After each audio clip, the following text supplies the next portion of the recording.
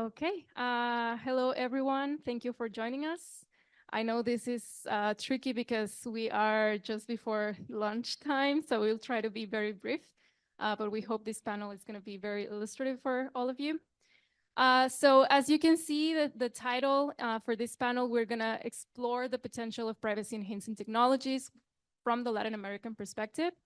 And just to make a very quick survey, I want to ask the audience, how many of you have heard the concept of PETs or privacy-enhancing technologies? Just raise your hand. Oh, okay, perfect. All right. So I think a good starting point is that we know that PETs as a concept is not entirely new. Actually, this concept, it dates back from the 90s. However, we know that in recent years, some of these technologies have matured to certain levels and they have been like more research and more developed. And so they're gaining increasing popularity. Examples of this is that, for instance, the US government has recently released an executive order to promote and advance artificial intelligence. And in that executive order, they have a specific mandate to promote the deployment of privacy-enhancing technologies. Another example is the guidance that was issued by the UK's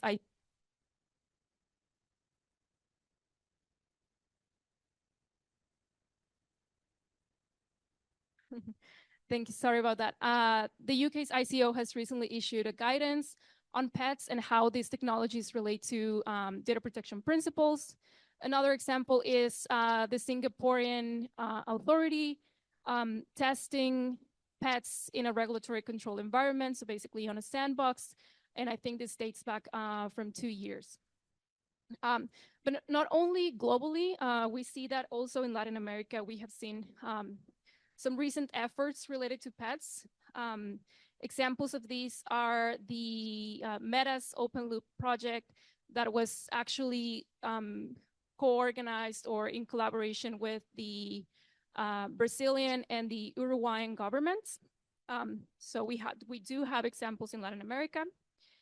And to put it very briefly, what are pets? So basically, the OECD in a 2023 report, they have mentioned that pets is basically an umbrella term where you can basically put together like any technique, tool, or approach that has the goal to preserve or enhance privacy. So to make the data sharing, the data collection, the data analysis more privacy friendly while keeping the utility of the data at the highest possible. So as I mentioned, the objective of this panel is to explore the potential applications as well as the limitations of these technologies and how policymakers, particularly in Latin America, are thinking about the deployment of privacy-enhancing technologies. So today we are joined by a wonderful set of speakers. I'll read their bios very quickly. So starting with Camila Nagano is DPO at iFood. She is the head of the Privacy and AI Governance Program. She is certified by the IPP. She also holds a master's degree in law, specializing in law and technology from the University of California, Berkeley. We are also joined by Pedro Martins. He is the academic coordinator of Data Privacy Brazil. He has a master in legal theory from the Federal University of Minas Gerais. He carries out research in the area of personal data protection and profiling, and he's also the author of the book Profiling in the General Data Protection Law, the free development of personality in the face of algorithmic governmentality. We are also joined by Pedro Siedenstricker. He is a software developer and digital activist. He is the co-founder of Tupi Nim Kim, the squad that represents NIM in Brazil, and his education combines software engineering and philosophy. And last but not least, we are joined by Thiago Moraes. He is the coordinator of innovation and research at the Brazilian Data Protection Authority. He is a PhD candidate at VUB, and he's also certified by the IPP. Okay, so let's just kick us off. And I think I would like Pedro from NIM Technologies. Perhaps you could kick us off by explaining the current approach to these technologies that we use in our day-to-day, and how pets might differ from these technologies, from the approach that we use, for instance, in the internet, right? And how pets could help achieve more privacy in the applications that we use, for instance, in messaging apps and also digital wallets. So if you could kick off the conversation with that. Yeah. So I'll just stand up, do better. And I don't need to introduce myself. Maria already did it. So I will start arguing that internet is broken on a architecture point of view, meaning that major protocols that are regulating the data communication, and I'm mainly speaking about TCP protocols and UDP protocols, they will leak our metadata structurally and necessarily. Though anyone here have already heard about metadata? Everybody's aware of that? Okay, a few people, perfectly. So metadata is data about data. Certinho ali. Obrigado. So metadata is data about data, such as the size of the package, the time it was sent, the type, origin, destination. So in other words, I'm saying that the internet has no privacy by default, and that was a choice. That was an architectural choice. So even though there's a lot of propaganda, a lot of marketing about privacy with campaigns like, we do care about your privacy, we encrypt your data, nobody is really talking about metadata, and metadata is the core of surveillance. So I would segregate surveillance into government surveillance, corporate surveillance, and also cyber criminal surveillance. And this applies to these three instances. And as you can see from this phrase from Stuart Barker, a former NSA advisor, metadata tells you absolutely everything about someone's life. If you have enough metadata, you don't really need content. So in addition, it's more economical to computers to analyze metadata. So we are comparing about, let's use an example of a conversation. We are comparing a conversation with images, text, videos that could be like few gigabytes. Metadata is usually few kbytes, so it's way economical, more economical. So nowadays, major PITs are end-to-end encryption, VPNs, and Thor. Does anyone use one of those here? No? Okay. So they are like most popular foreign VPNs, but the problem with end-to-end encryption is that it will leak your metadata at the network level. So even the content is encrypted, your metadata is exposed. The problem with VPNs is that you have just a transference of confidence. So the reason why I would look for a pet is that I don't trust my internet provider. I believe that they may be surveilling me. So I just transfer that VPN, that trust for the VPN. So a technology, a PIT that aims to bring strong privacy but relies on trust is a weak technology, and that's the case of VPNs. And Thor, it's way stronger. Of these three, is the stronger one, but Thor, it only obfuscates your IP. So it does nothing to make your metadata anonymized. Could you pass, please? So before talking about mixed nets, I would just quickly introduce NIM. NIM is constituted by academicals and activists mainly. So Harry Hopkins, our CEO, he's a PhD in artificial intelligence. Claudia Diaz is a professor of fluence, specialist in cryptography. And I can't avoid mentioning Chelsea Manning, this great activist that leaked documents that proved crimes of war by part of the United States during Iraq and Afghanistan wars. So here, I believe I can show you how the difference between the technologies. So the difference of a mixed-net is that we do anonymize your data packages. So I'll just give a quick example of how metadata leak can make you vulnerable. So imagine that I'm a journalist, I'm at Gaza right now, and I've just witnessed a war crime.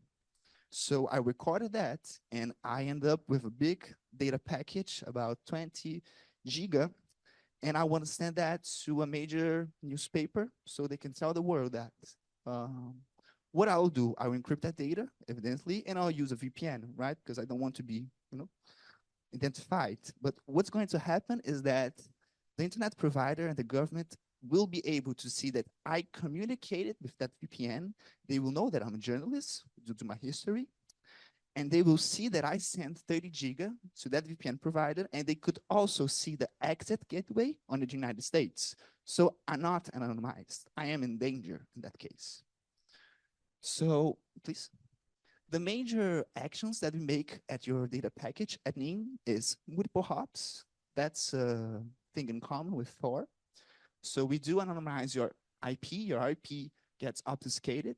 We add covert traffic, so that's dummy traffic, and that traffic is identical to your traffic. So all packages on the mixnet, they are identical. So you cannot distinguish from one from another, mine from hers, and hers from a dummy package. They're all the same.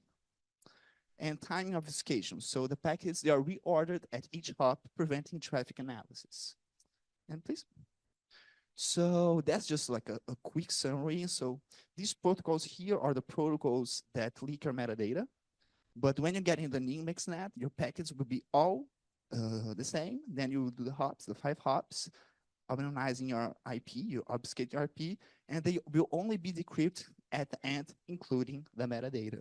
So what NIM is doing, it's assuring the fixing architectural defect on the internet and allowing true privacy for the first time.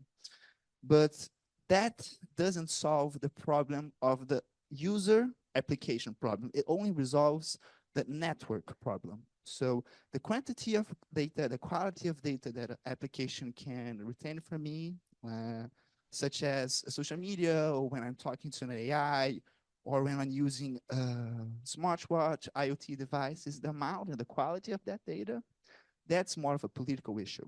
And also, how can we bring attention to the point of privacy violation? It's also a political sense. But what we are doing at NIM, it's fixing this architectural flaw.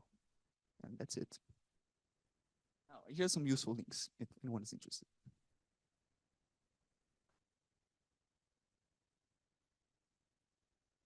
Thank you, Pedro. Very, very interesting to kind of set the stage and to clearly demonstrate that although we're going to be touching on a lot of the policy and regulatory approaches to pets, there's also like a very technical side.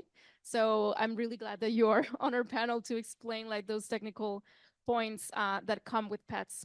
So perhaps moving a little bit to show one of the applications or like real use cases that pets have in particularly in industry. I wanted to ask Camila, being at one of the largest operating food delivery platforms in Brazil, what types of solutions or tools has iFood considered to manage their services and to also do it in a more privacy friendly, in a friendly manner? Thank you, Maria. I just want to, first of all, thank you for the invitation. Thank you for being here talking about this topic that I really like. I'm very excited. We just have a little bit of a technical issue. Mine is Google Doc.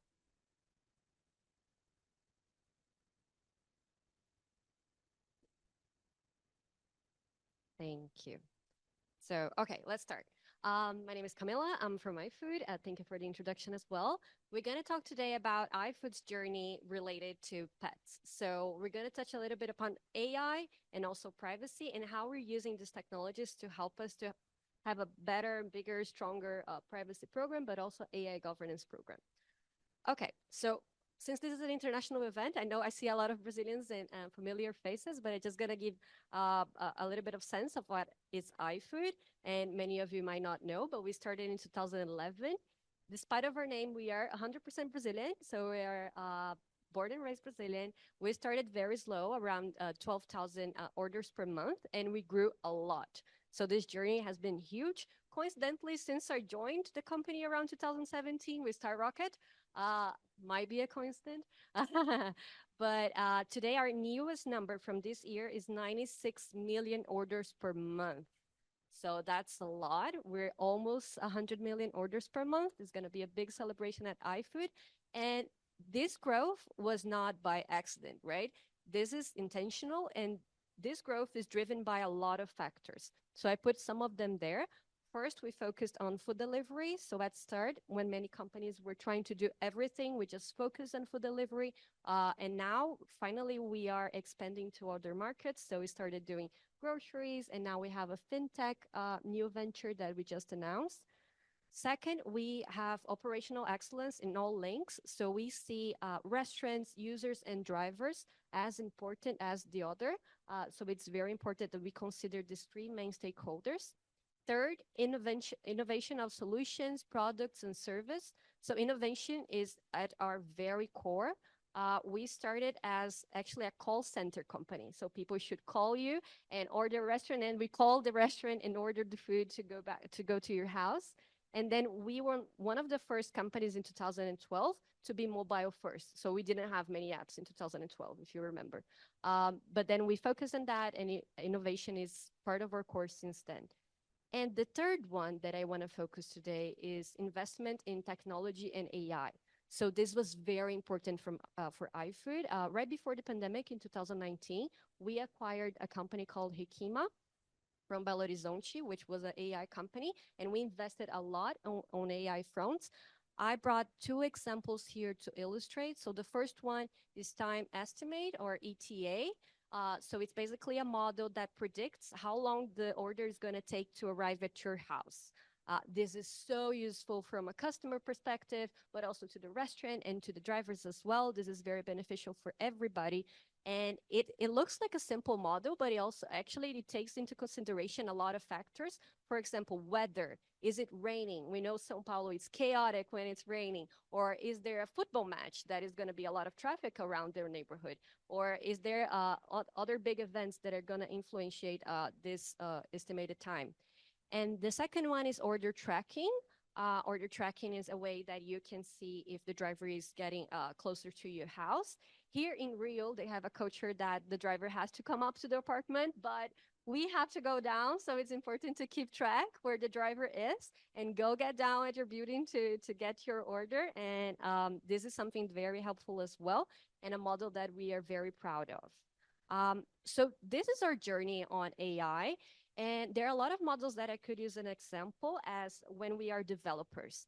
And of course, I could not mention what we did, we've been doing with responsible AI. So today we're building this AI governance program with 4 main approaches, which are culture, so a lot of training, a lot of educating our employees, and also helping to educate society on the benefits of AI. Guidelines, we have internal guidelines on Gen AI, on AI itself, privacy trainings, so we make sure that our employees know how to apply it in a safe manner. Regulation, we're keeping track of all regulation, we're keeping track of NPD sandbox tests or anything that the government has been issuing about this topic.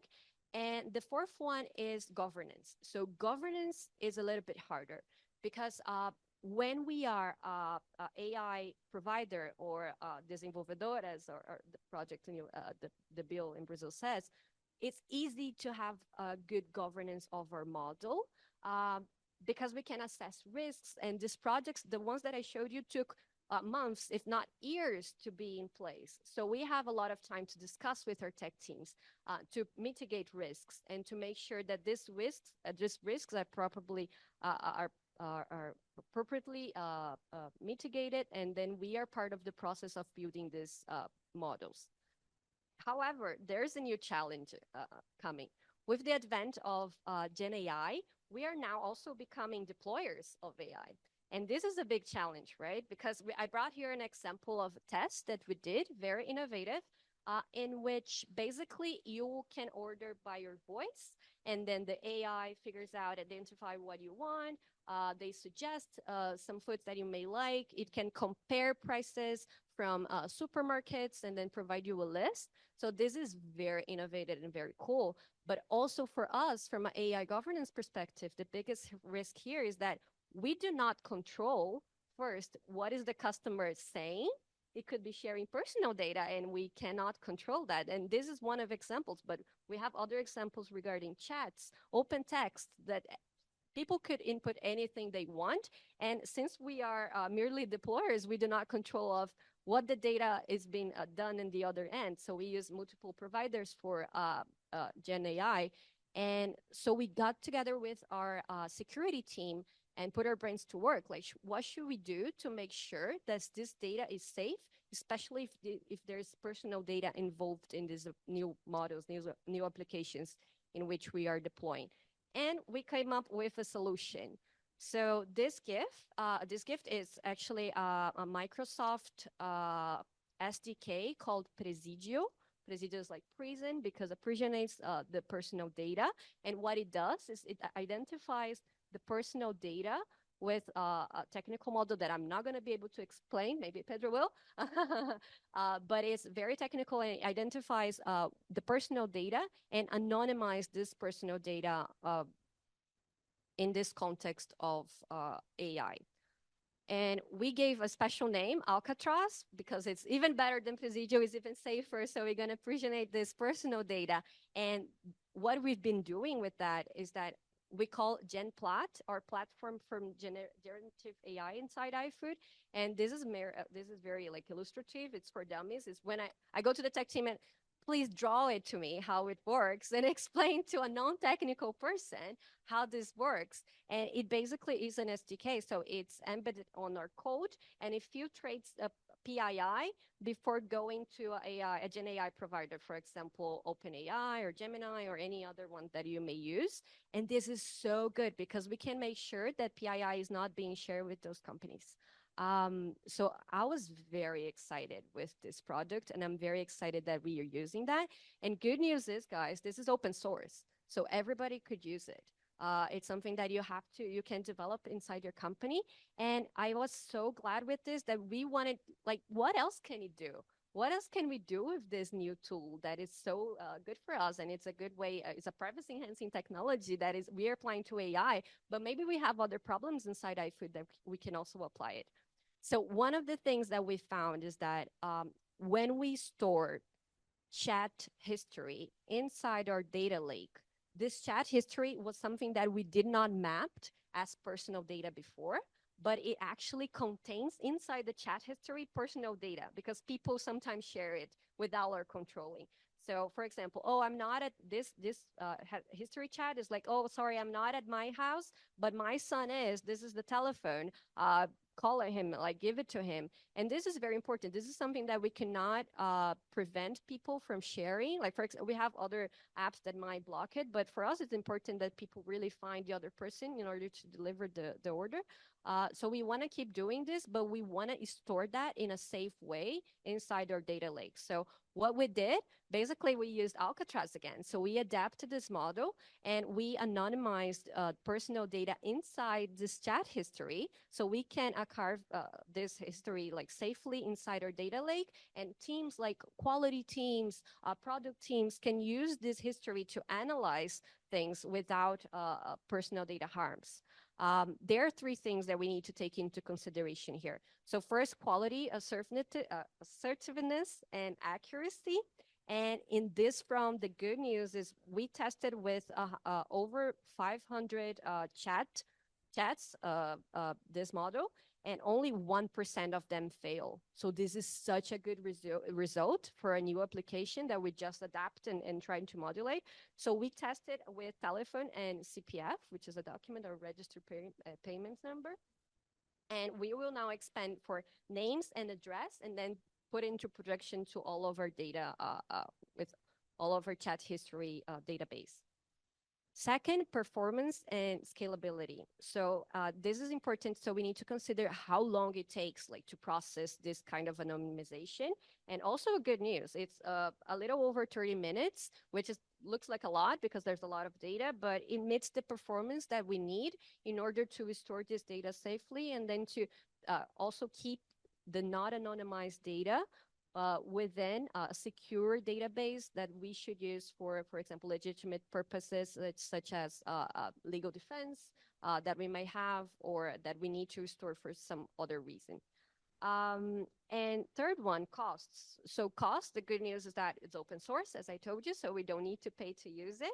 But also processing costs are not relevant in this case. It's not that big. Also, I have a great support from our CTO, from our CEO. No, you keep doing, keep innovating.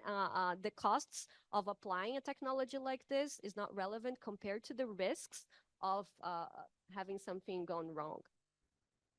So I want to finish here with 3 lessons, and these are the 3 things that I want you all to take from this presentation.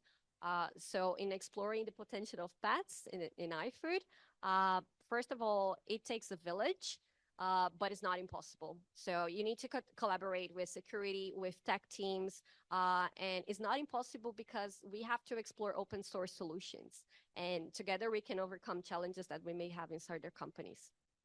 Second one, adapt and think outside the box. So we need more than just policies and documents to address privacy and AI risks. I think Nin just presented another solution here, and we need to consider those things. I know a lot of us are lawyers, but we really need to focus on, in practice, what is being done with the personal data, what is being done with the model, how can we apply technology to make sure that our program is really working.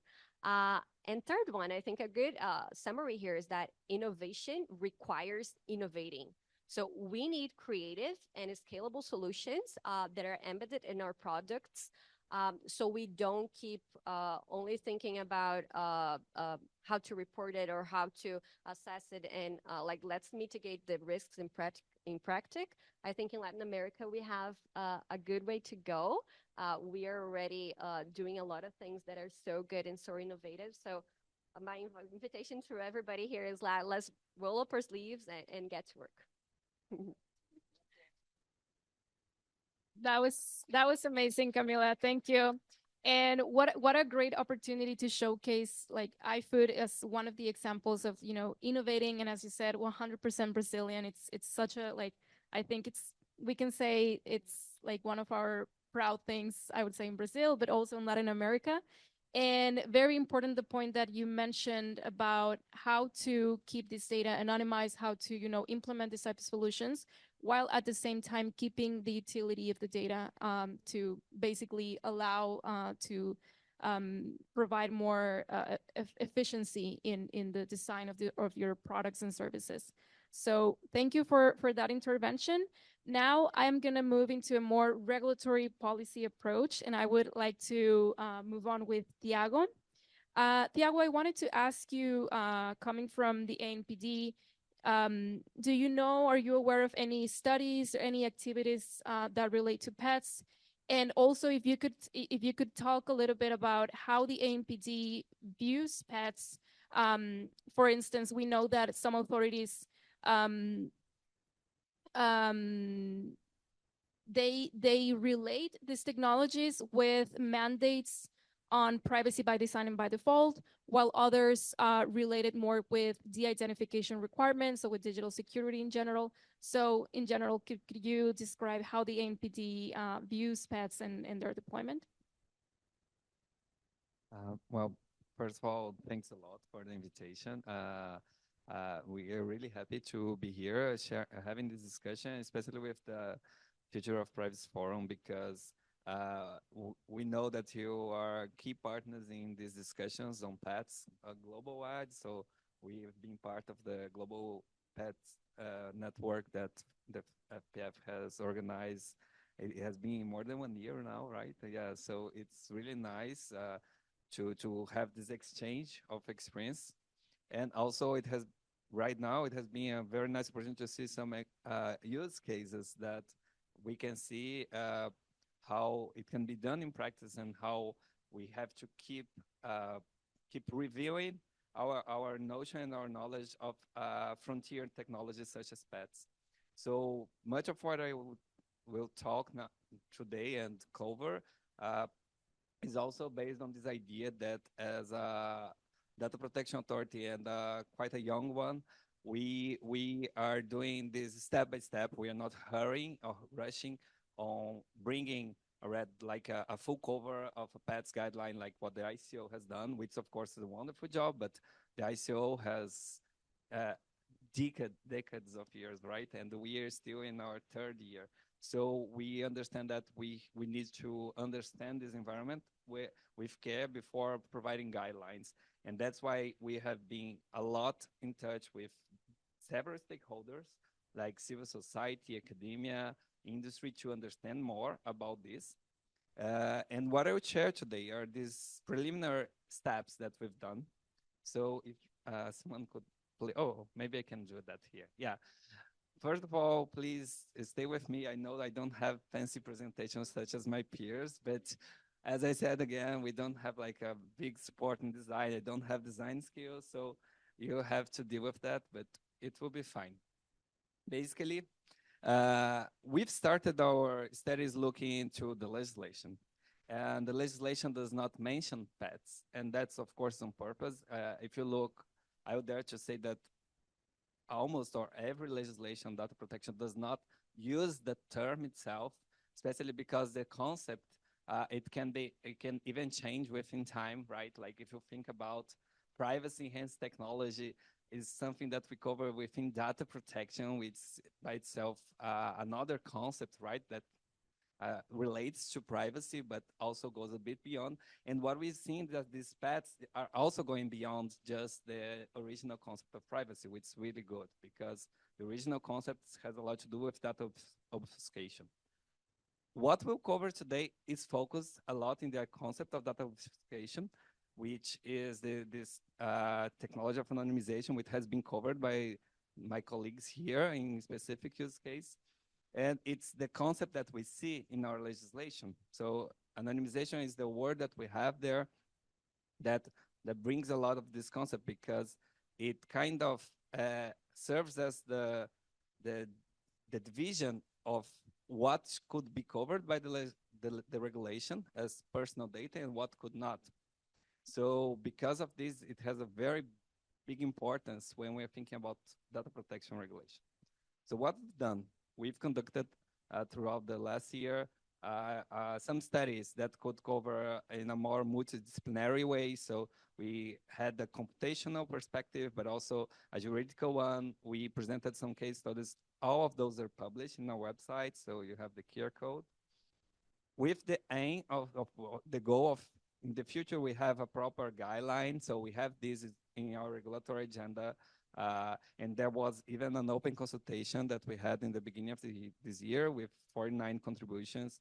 And of course, we keep open to the discussion because we know that we want also to bring something that can add more piece to the puzzle since other authorities have already started covering this discussion, right? And one first thing here, which is very nice, and please, like, of course, what we've been bringing here as this dilemma, it's just like hypothetical in the sense, I'm not saying the curve will always be like that. Camila just presented a solution that might change the cover of between utility and privacy, but it's very didactic, like to bring this idea that we have to consider that in principle, if you don't provide proper mechanisms, you always have this dilemma between utility and privacy. This was something that we need to consider because many times when you're developing and using pets, you also have to consider how useful that the end result of the anonymized data will be to you. Which doesn't mean that it won't be useful, especially if you can develop smartest ways of not needing the personal data for what you want. And many times that's what really happens. Also, what we covered in this study is how the process of anonymization is actually a risk management process, which actually it's very interesting and important since data protection regulations are risk-based regulations, right? And what this means by that is that you also in the anonymization process, you have to consider how much you can really mitigate the risk of personal data to be, for example, re-identified or properly anonymized, right? There is no zero risk scenario for sure. And of course, also we have to consider limitations. And for sure, once again, I'll give Camila as an example. there are these frontiers can change, and AI may be used to even contribute to that. That's what we may see. But in general, the traditional practice of anonymization, they have been always worked better with structured data. Why? Because let's think structured data like Excel sheets, right? Tables. Like this makes easier for you to understand. So we have this database with structured data. Usually, several of the techniques to verify the level of anonymization, they focus on structured data. This does not mean that there are not approaches for non-structured data. This has just been shown today, but they traditionally they have not been considered so practical. That the challenges they have been bringing are still a challenge, but of course there are approaches that are being developed, and this should be considered since anonymization is also a process that can develop throughout time. And what we wanted to bring here in this study is some challenges that we have. For example, when you try to apply some common techniques, some known techniques of anonymization, like generalization, pixelization, or perturbation, in images, for example, and look what happened. If we think about, like, you can see that in all these examples, it's a bit tricky to say if the process has really guaranteed that the end result is a non-personal data, right? Like, how difficult can it be? Maybe, of course, no one's know who is the black person in the middle, in the middle of the image, but if someone knows this person, and most probably the pixelization will not be enough for that. So should we consider that after pixelization process or Gaussian blur, was it enough to guarantee that there was non-personal data? This is something that we have to ask. And in the extreme, like as we see in the perturbation example, okay, you can guarantee that your data can be anonymized, but is the end result really useful, right?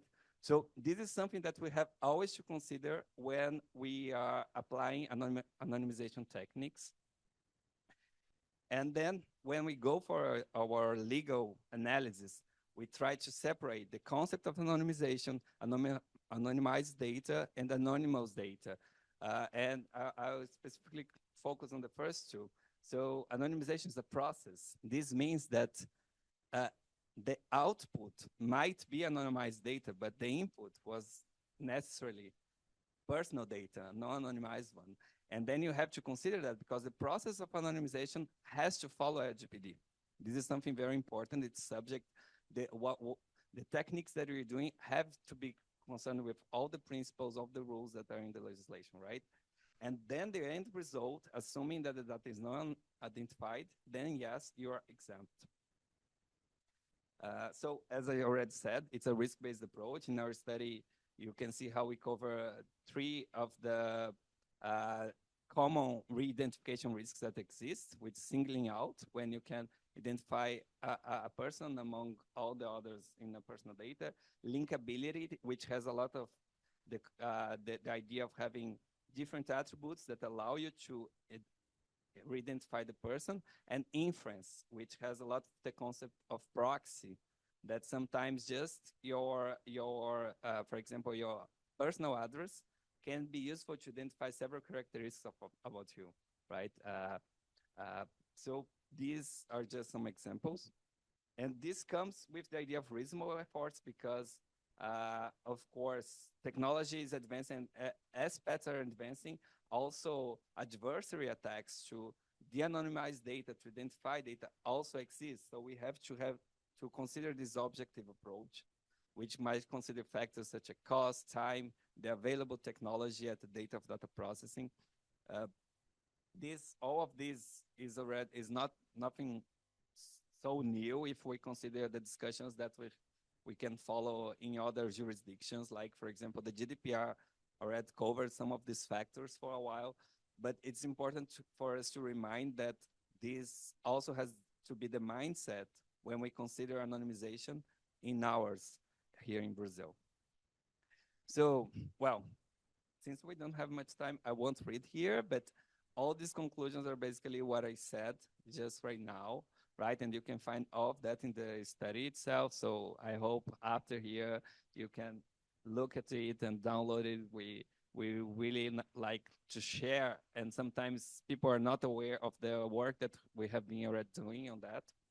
And then just to comment also in another initiative that we have followed as an observer, but it was very important because it's this role of collaboration and participation that we think is very important for us, because our team, even though we, of course we have very high skilled people, it's never enough to know everything that's going on. Like just before today, I didn't know about Alcatraz, I didn't know about NIN, you know?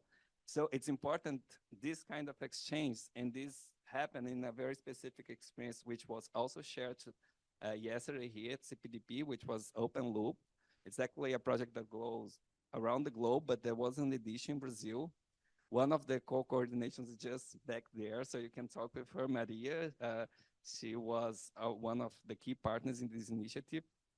And they looked, both in Brazil and Uruguay, Open Loop looked to how pets are known and could be used by different companies with different size. So it was very nice that they selected different groups, small, medium, large companies. They developed a kind of manual, a playbook that provided a methodology for these companies to assess how pets could be useful. And the methodology is quite simple in theory, but in practice, of course, it's challenging. With first a risk assessment, you try to identify what are the privacy issues that you have to consider in your organization. Then you consider risk mitigation strategies, and then based on these risk mitigation strategies, you will consider if the pets that exist, because today we talked a lot about anonymization, but there are several others with other goals, like, well, federated learning. We have also trusted environments, and there are, well, many others. We would need a full event just for pets to cover all of them. But based on this list that was provided, they tried to select which ones could be useful for the risk mitigation strategies. So the report has just very recently been published, I think this month, if I'm not wrong, and you can find more information in their website. But this is the main conclusions that they have, which maybe might sound obvious, some of them, but it's still important to know that there was a methodology for that many of the companies reported little familiarity with pets, but they said that the playbook helped them because brought them some coverage, some idea of what exists. They still see excessive costs as some of the challenge. So it's very nice when we see open source solutions that actually can go against this challenge of excessive costs. And for sure, regulatory uncertainty is a point of possible barrier. So of course, this brings an important challenge for us as a regulator, how we can guarantee that the innovators, companies, academics feel more comfortable with the role of pets within the data protection law. Well, basically that's it. I could cover more, but we don't have time, so thanks for it. Perfect. Thank you, Thiago. I think we still have around 20 minutes, right? But of course, I want to hear from Pedro, your initial remarks.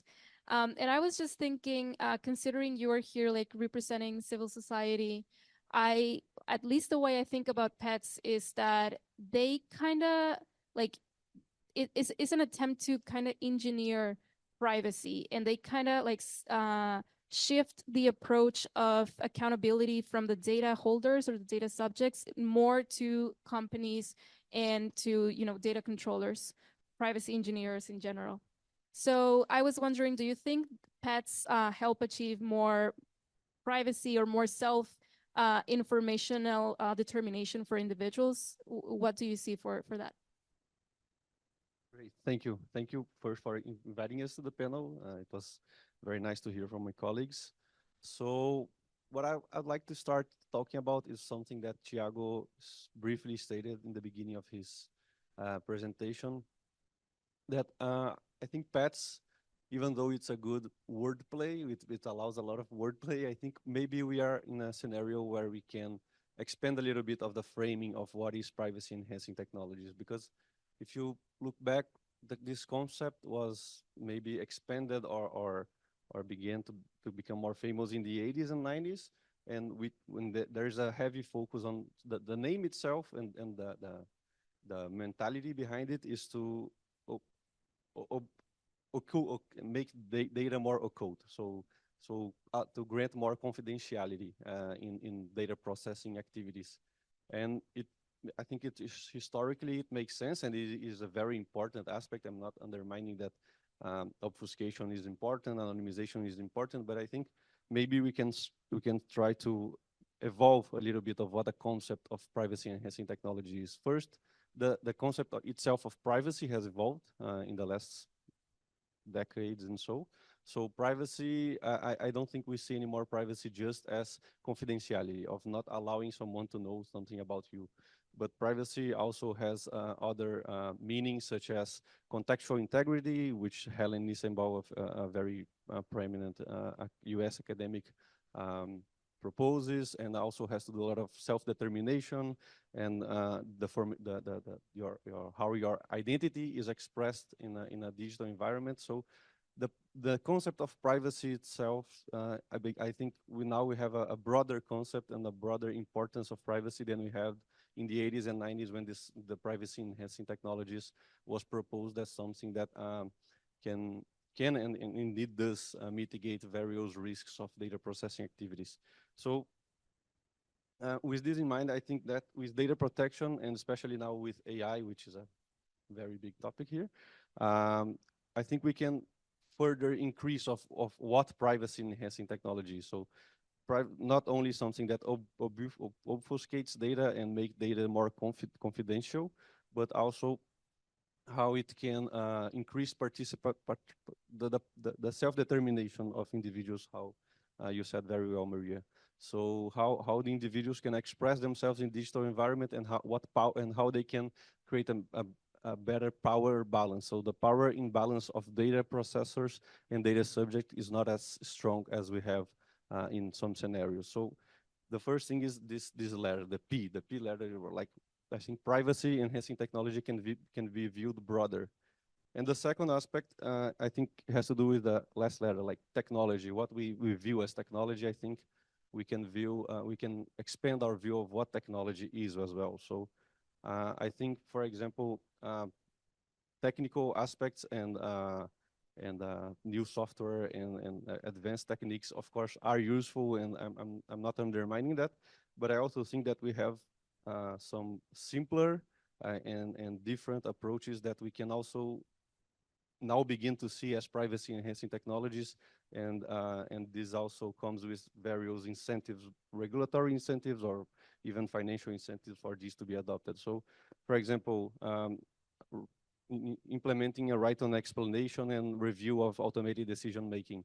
I think this process is a process of privacy enhancing technology. If we think about how this allows the individual to better understand how decisions are made about them and to better grasp the power imbalance of a data processor and he as a data subject. So he's not as vulnerable as in an automated decision making process. Participatory civic participation in governance process. I think this is also something that can be viewed as privacy enhancing technology. So in Brazil, we have a very famous case in the Supreme Court of the citizen-based registration, which is Cadastro Base Cidadão, which is a presidential decree that basically allowed and incentivized the interplay and interconnection of the various different governmental data centers and for digital government purpose. But it created a data committee, data governance committee without civil society participation. And then in the Supreme Court decisions, they mandated for the decree to be amended and to include civil society participation in this structure and data governance committee. So I think this is a privacy enhancing technology in the very Latin America approach to it. And I think we sometimes we don't talk about this as a privacy enhancing technology, and we don't view this as something that can be replicated in private sector or even further into the public sector. And I think this is something that we can further increase and promote as privacy enhancing technologies. And public scrutiny and participation on risk assessments in data protection, risk assessments, or now algorithmic impact assessments. If you include affected groups in these risks assessments, I believe this is something that is also a privacy enhancing technology or a data governance enhancing technology as a whole. And so I think what my point is here is that we can view both of what privacy is and also how we enhance it in broader ways. And I am finally to conclude my talk, I think, especially in Latin America, something that Tiago said and Camila, I think, addressed very well as well, is the financial restraints. So we have very even bigger financial restraints to try to develop new technologies or to try to implement new procedures and institutions that can enhance data governance as a whole. And maybe I think if we put this topic as something that can have better financial incentives through public financial subsidies and things such as the Brazilian BNDES, Brazilian National Development Bank, could finance these new technologies and approaches in an open and not proprietary technologies such as, and that is something that I thought very interesting from Alcatraz. And finally, I think also in a regulatory measure, I think we can also create more incentives for privacy enhancing technologies to be further discussed. As Tiago said, is something that maybe I did not know about both of these projects. Now I know about them, and I think as well as we have some initiatives like the Prêmio Danilo Doneda, led by the Brazilian National Data Protection Authority, we could also think about initiatives that rewards good practices that are implemented by civil society or government or private sector, so that we can also share more about what works and what can enhance data governance as a whole. So I think that's it. Thank you. Wonderful. Thank you so much, Pedro. And I think I want to build from the last point you raised, which I think it's a very important one. And basically one of the main limitations for the deployment and adoption of privacy enhancing technologies, which is of course related to money. Some companies, especially the bigger ones, may view this situation differently, but definitely for smaller or medium companies where you combine the fact that we don't have a lot of regulatory guidance, a lot of regulatory clarity, and you add the fact that some of these pets require a lot of high computational costs. Some companies, like smaller companies, will be perhaps a little bit not incentivized to adopt these technologies, and that as a consequence will definitely impact the privacy or the confidentiality of how the data is being processed. So being very, very conscious of time, I wanted to bring this question, and whether Pedro from NIM or Camila, whoever wants to respond. I was wondering, do you think having more regulatory guidance from policymakers, like sending Tiago today with some homework on drafting more guidance on regulation on privacy enhancing technologies, would you find that it's helpful for industry? Do you think that would make a difference for a more rapid deployment of these technologies?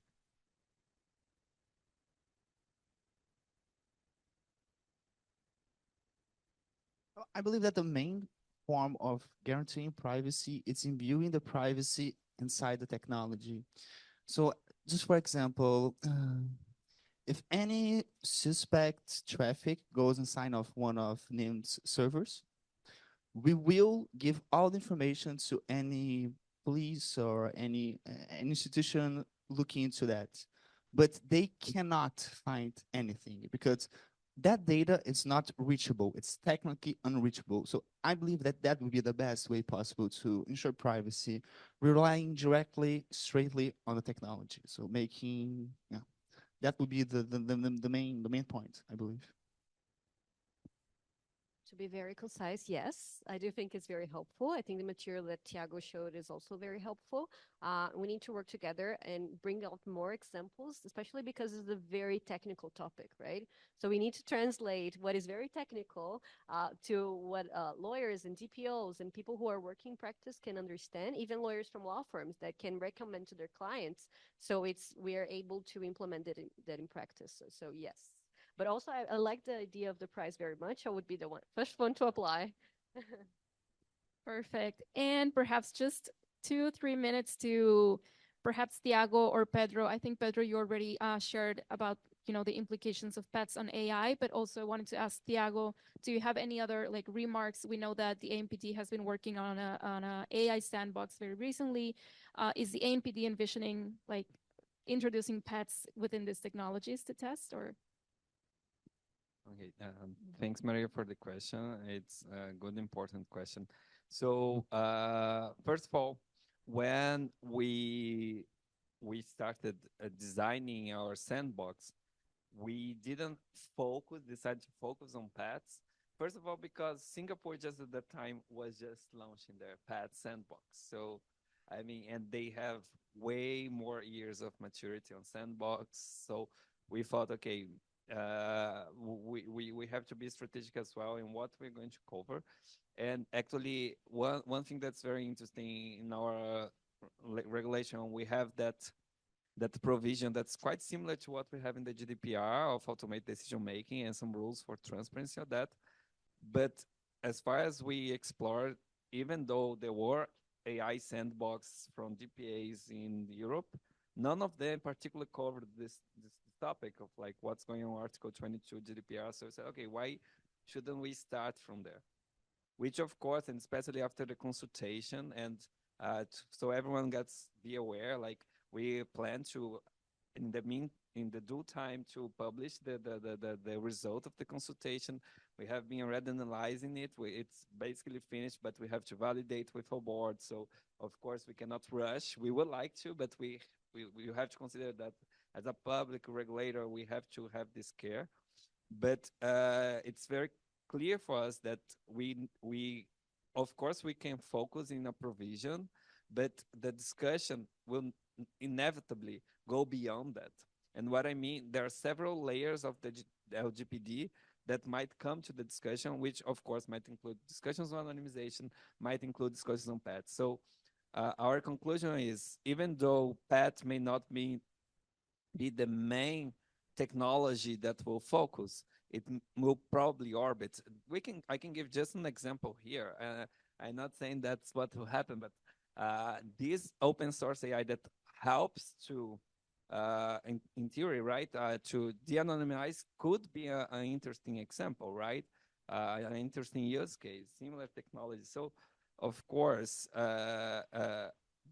even though we might focus on topics of algorithmic transparency, pets will orbit. So I'm really excited when we finally can bring this out of the paper to see what happens. Yeah.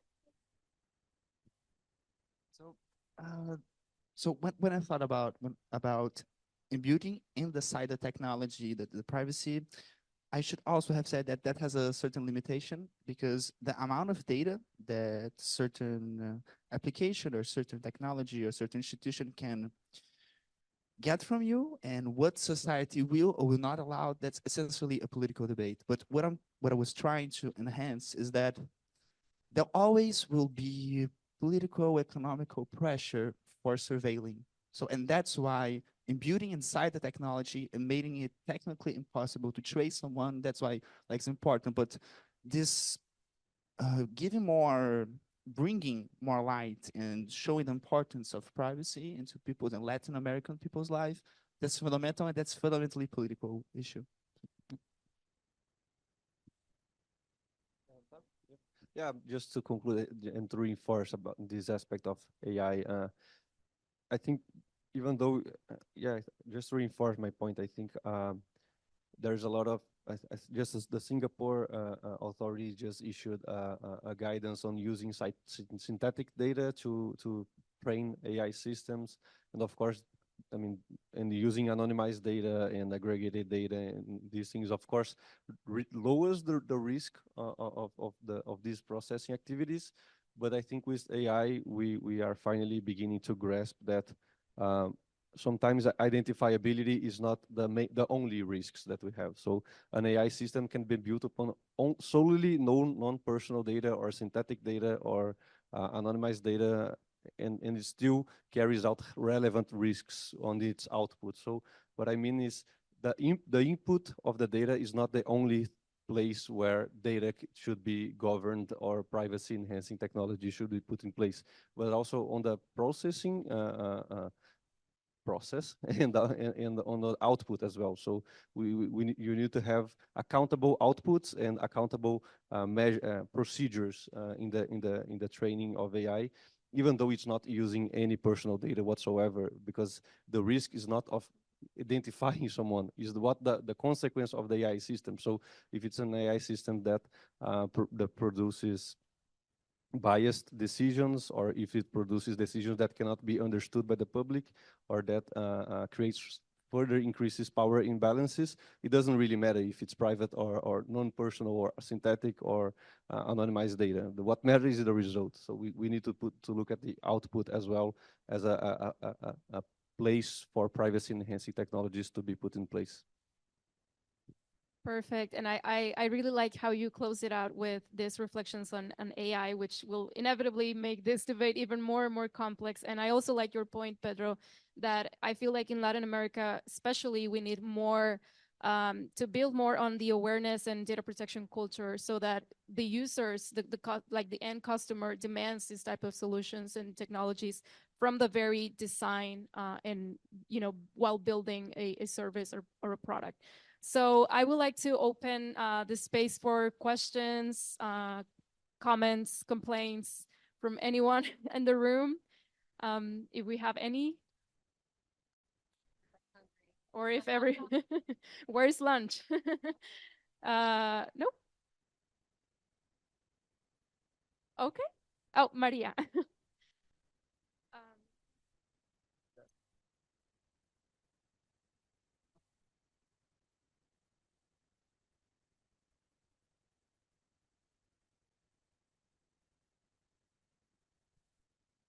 First, thank you all. It was great presentation. I was very happy to see how the subject is treated with a lot of details here. To talk about pets here in Brazil, I don't know if everyone here agrees. It's a difficult topic, and also a moment to combine the technical aspect with the legal aspect. So it's difficult to address the audience in a proper way, and I think all of you did a very good job. Just to make a point here, one of the conclusions of the Open Loop report, it's about clarity, the guidance of pets. But it's important also to mention one point that Thiago brought about how pets are diverse. How can I say, how diverse the technology. When you say pets, we're saying a lot of different technologies that address different issues, that have different levels of maturity. So it's challenging to think about how to clarify, as the point of view of a data protection authority, how to clarify to companies how this is going to be interpreted. So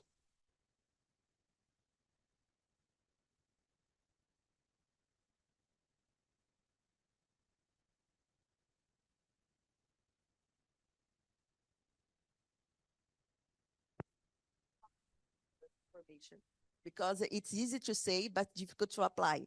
So when you say how to clarify, we're saying about different kinds of guidance, a guidance for synthetic data, a guidance for, so what we are saying here. So this is, I think, to thinking forward, what is the next step? And one of the challenges, I think, for us, lawyers, would be there.